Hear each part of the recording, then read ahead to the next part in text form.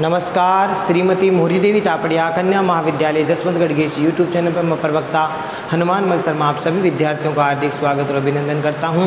प्यारे विद्यार्थियों, बीए प्रथम वर्ष की कक्षा में हिंदी साहित्य विषय के अंतर्गत हिंदी भाषा व साहित्य का इतिहास है। प्यारे विद्यार्थियों, हिंदी साहित्य और भाषा का इतिहास लिखने में त्रुटि हुई है, तो हिंदी भाषा व साहित्य का इतिहास जो आपका द्वितीय प्रश्न पत्र है उसमें महत्वपूर्ण प्रश्नोत्तरों को हम ले रहे हैं।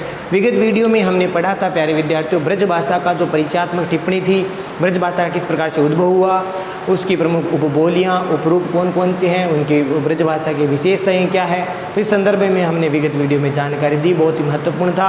आज का जो टॉपिक है, जो अध्ययन बिंदु है, वो भी बहुत ही महत्वपूर्ण है। और आज जो है खड़ी बोली पर परिचयात्मक टिप्पणी आपको लिखनी है। परीक्षा में प्रश्न आ सकता है, खड़ी बोली पर परिचयात्मक टिप्पणी लिखिए। तो देखिए अब इसका उत्तर, खड़ी बोली सबसे पहले देखिए अध्ययन में एक बिंदु लगाएंगे।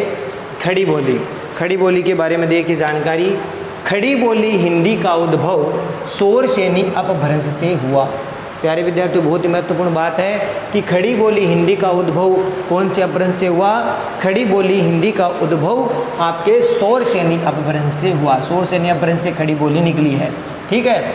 यदि इसे पूर्वी हिंदी और पश्चिमी हिंदी की 8 बोलियों की प्रतिनिधि भाषा माने, अगर इसको खड़ी बोली को हम पूर्वी हिंदी और पश्चिमी हिंदी, पूर्वी और पश्चिमी हिंदी की जो 8 बोलियां हैं, उन 8 बोलियों में अगर इसको खड़ी बोली को प्रतिनिधि सबसे प्रमुख भाषा माने, तो इसका उद्भव शोर सेनी और कुछ अर्धमागधी अपभ्रंश से हुआ माना जाता है, ठीक है। तो पूर्वी हिंदी और पश्चिमी हिंदी की जो 8 बोलियां हैं, अगर ये खड़ी बोली को हम प्रतिनिधि सबसे प्रमुख भाषा अगर माने, तो प्यारे विद्यार्थियों ये शोर सेनी और अर्धमागधी जो अपभ्रंश है उससे इसका विकास हुआ है, ठीक है। तो प्यारे विद्यार्थियों, मूल रूप से तो इसका उद्भव शोर सेनी अपभ्रंश से ही हुआ है खड़ी बोली का। विद्वानों की मान्यता है कि जो परवर्ती अपभ्रंश या अवहट भाषा, कई विद्वान ये मानते हैं कि जो परवर्ती अपभ्रंश है, यानी अपभ्रंश के भी जो पहले का और बाद का, पूर्ववर्ती और परवर्ती माने बाद का, पूर्ववर्ती माने पहले का, तो परवर्ती जो अपभ्रंश का जो स्वरूप है या फिर जिसको हम अवहट भाषा कहते हैं, वही जो प्राचीन हिंदी थी। यानी जो परवर्ती अपभ्रंश या अवहट भाषा ही क्या थी, प्राचीन हिंदी, जिसको गुलेरी जी ने पुरानी हिंदी कहा है।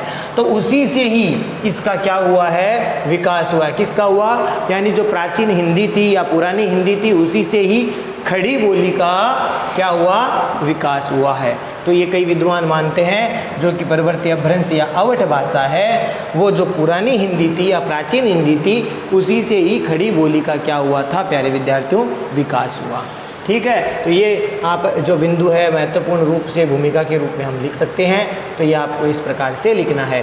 खड़ी बोली हिंदी का विकास उद्भव शोर सेनी अपभ्रंश से हुआ, और पूर्वी हिंदी और पश्चिमी हिंदी की अगर 8 जो प्रमुख बोलियां हैं उनके प्रतिनिधि भाषा अगर इसको माने खड़ी बोली को, तो इसका उद्भव शोर सेनी और अर्धमागधी अपभ्रंश से माना जाता है। तो कई विद्वान ये कहते हैं कि जो परवर्ती अपभ्रंश और अवहट भाषा है वही प्राचीन हिंदी थी, और प्राचीन हिंदी से ही जो पुरानी हिंदी थी, प्राचीन हिंदी थी, उसी से ही खड़ी बोली का विकास हुआ, ठीक है। प्यारे विद्यार्थी, यहाँ तक आपको समझ में आ गया होगा।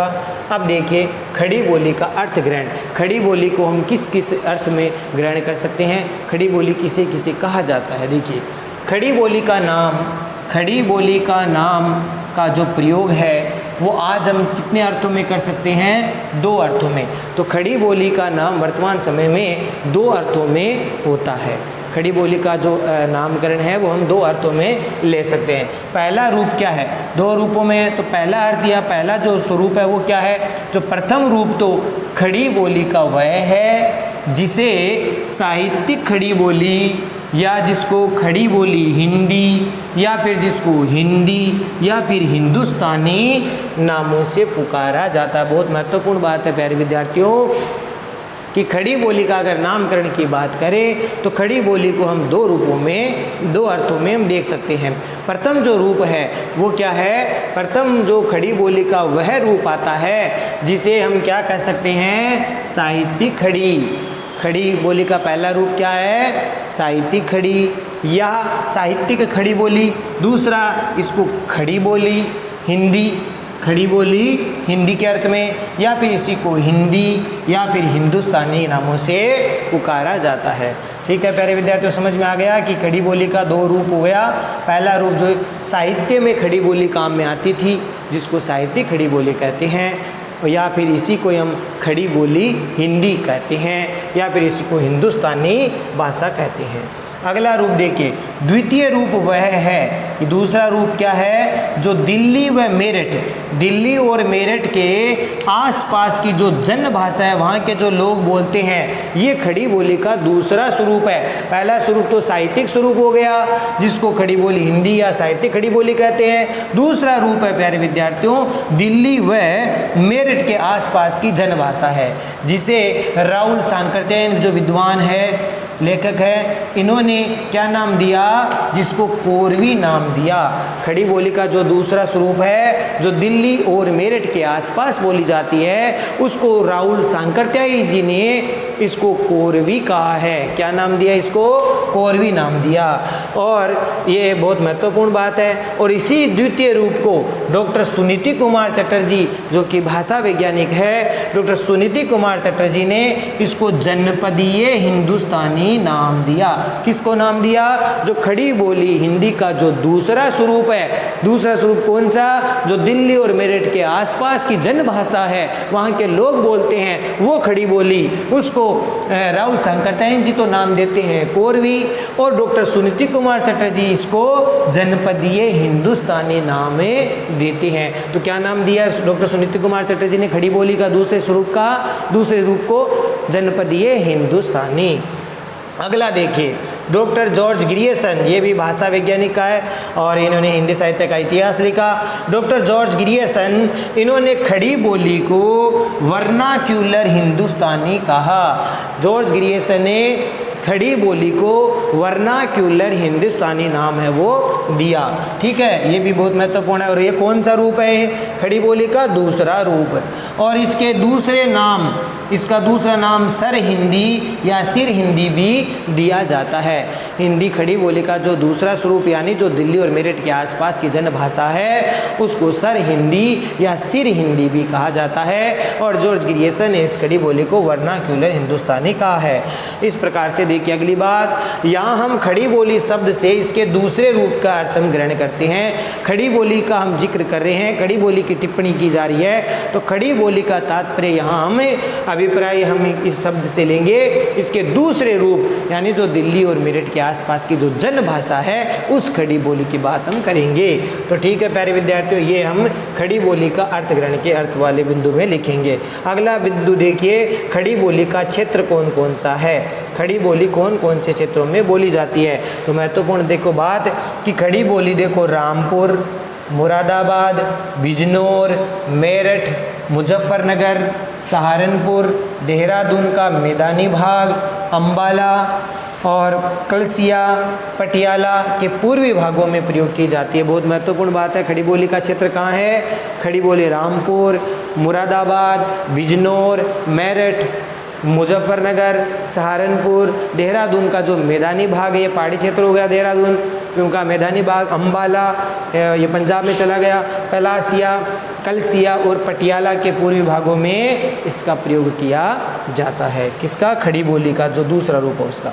इसका क्षेत्र देखो पंजाबी, बांगरू, ब्रज और पहाड़ी भाषाओं के बीच में पड़ता है, यानी इसमें कहीं कहीं अगर भाषा की बात करें तो पंजाब वाला क्षेत्र आ गया, बांगरू वाला क्षेत्र ब्रज भाषा का क्षेत्र, पहाड़ी भाषाओं का, तो इसका स्वरूप, इसका बीच में इसका स्वरूप पड़ता है। तो पंच का क्षेत्र पंजाबी, बांगरू, ब्रज और पहाड़ी जो भाषा है, उसके बीच में खड़ी बोली का जो क्षेत्र है वो पड़ता है। तो पंजाबी, बांगरू, ब्रज और पहाड़ी भाषाओं के बीच में खड़ी बोली का क्षेत्र पड़ता है। इसका शुद्ध या परिनिष्ठित रूप, इसका सबसे शुद्ध रूप या परिनिष्ठित रूप हमें कहाँ मिलता है, बिजनौर में देखने को मिलता है।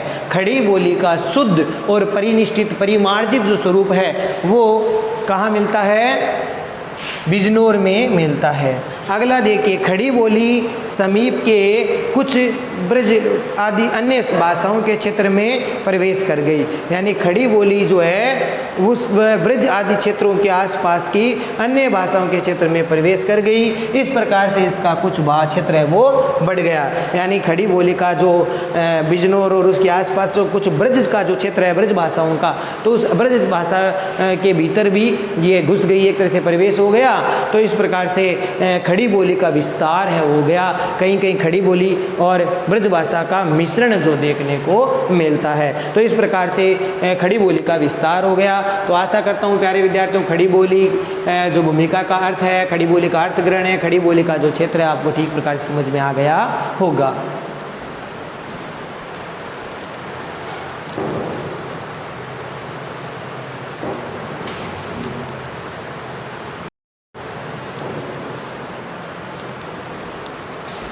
तो प्यारे विद्यार्थियों, ये था खड़ी बोली की जो परिचयात्मक टिप्पणी वाला प्रश्न है। हालांकि अभी आधा हुआ है, आधा जो है आगे वाले अगले वाले जो वीडियो है उन व्याख्यान में हम लेंगे। तो आज जो है आपको ठीक प्रकार से खड़ी बोली की भूमिका के रूप में बहुत महत्वपूर्ण है। इसी प्रकार से हमें अवधी भाषा को भी पढ़ना है, इसी प्रकार से राजस्थानी भाषा को भी पढ़ना है। तो 4 प्रमुख भाषाएं अपने को देखनी है, ब्रजभाषा, खड़ी बोली, अवधी भाषा और राजस्थानी। राजस्थानी भाषा तो अत्यंत ही महत्वपूर्ण है, लेकिन इनको भी हमें पढ़ना है। तो इस प्रकार से खड़ी बोली वाला जो प्रश्न है आपको समझ में आ गया होगा कि खड़ी बोली का उद्भव शोरसेनी अपभ्रंश से हुआ है और शोरसेनी रद मागधी अपभ्रंश से भी इसका विकास हुआ है। इस प्रकार से अर्थ ग्रहण 2 अर्थों में होता है। प्रथम जिसको हम साहित्यिक खड़ी बोली कहते हैं, दूसरा जो है मेरठ और दिल्ली और मेरठ के आसपास की जो बोली का क्षेत्र है।